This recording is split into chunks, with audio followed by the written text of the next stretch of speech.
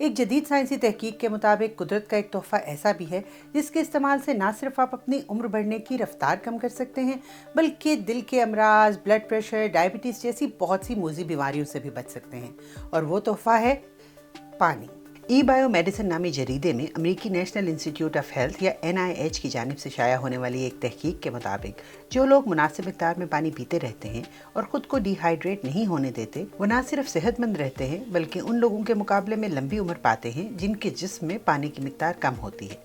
پانی پینا تو ویسے بھی جلد کی بہتری اور جسم کے درجہ حرارت کو کنٹرول رکھنے کے لیے بہت فائدہ مند ہے، مگر NIH کی امریکہ بھر سے 11,000 سے زائد افراد پر 30 سال کی اس ریسرچ نے یہ ثابت کیا ہے کہ جسم میں پانی کی مقدار سوڈیم کے لیولز کو کم رکھتی ہے، جس سے نہ صرف بیماریوں سے بچا جا سکتا ہے بلکہ آپ بڑھاپے کی طرف بڑھنے کی رفتار کو کم کر کے لمبی عمر بھی پا سکتے ہیں۔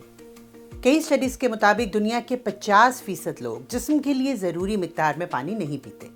تو آئیے آپ کو یہ بھی بتاتے چلیں کہ کتنا پانی پینا ضروری ہے۔